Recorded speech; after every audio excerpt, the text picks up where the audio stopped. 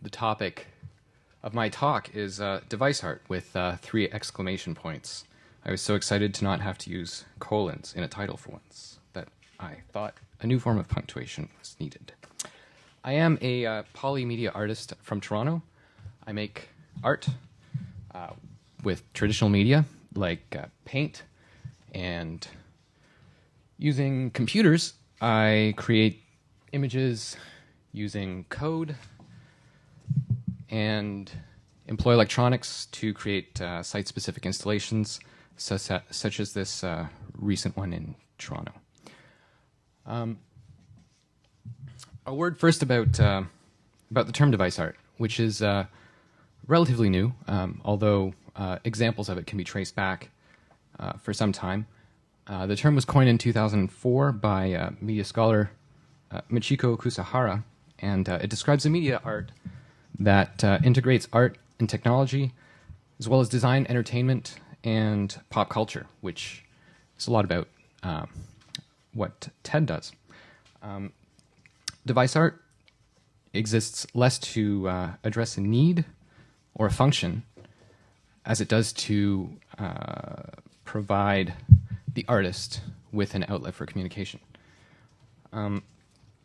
While device art reflects elements of Japanese culture and Shinto beliefs, it's also influenced by the DIY movement and hacker culture.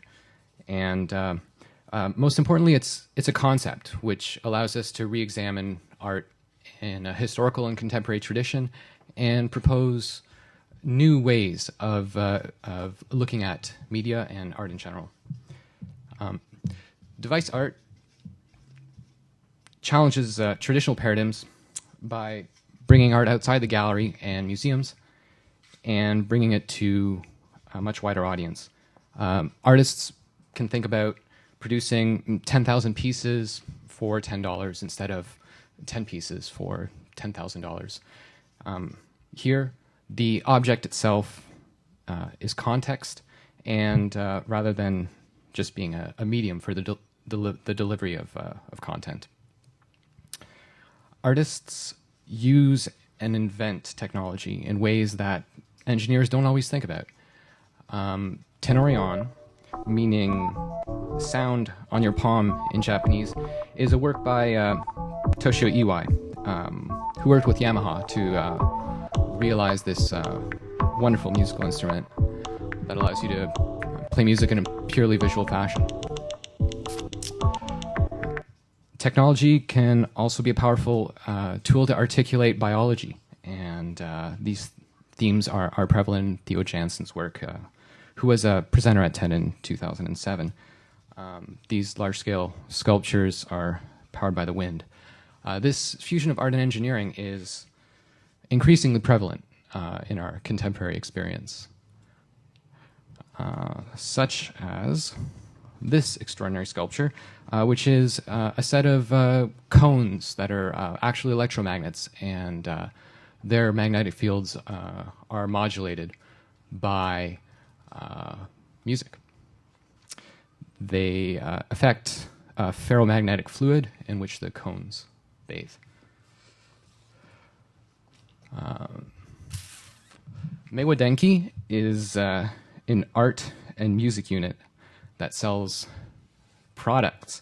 The products encapsulate, I think, quite well the optimistic and playful attitude that the Japanese have towards technology.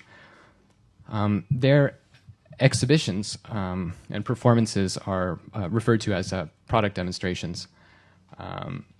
Here's one such example.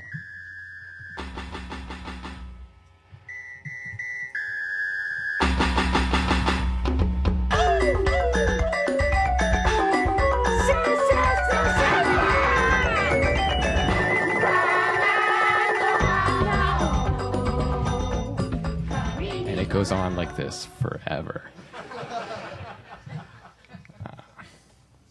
All right, so I don't know about you, but I personally get really annoyed by software that pops up all the time. You know, like I'm using a calendar to try and help me in my life, and these little devices seem to be getting in my way. So when I was at the Canadian Film Centre, the team that I was with thought a lot about this and many other questions, actually using a lot of the techniques that David was describing to narrow in on the theme for our device art prototype called My Time. So My Time is a series of designer desktop collectibles, and they connect to your computer to express time in creative ways. Our prototype consists of 5 objects. This is the glow, which tells time using patterns of colored light. The phono is essentially a speaker. This is a microphone that you can use to record sounds into your computer. And the matrix is a display that shows the date, time, text that you type in, or images. They all connect to this fancy-looking hub. Now, these are prototypes, and we created 5 to try and explain a larger concept, which is kind of their nature as collectibles. We see them as belonging to multiple families, like the Loggies, for example. And you can mix and match them, putting them on your desk, and creating an ideal environment for your work or play. We also created software that controls these devices. It's fairly intuitive. You click on the objects in order to modify their properties. I personally tend to work really late into the night, and sometimes I lose track of time. I don't know exactly what's going on. The sun is gone, and I wish I had a better understanding of how much time I'm actually spending working, which tends to get sucked up in computer land. So I might program these devices to create a little bit of an artificial sunrise and sunset for myself at the beginning of my workday, whenever that may start, rising to its zenith, slowly setting, letting me know that I should be really wrapping up. You might also configure the devices and schedule them so that at various times they are going off in sequence about, say, an hour before you want to be reminded to not miss your daughter's soccer game.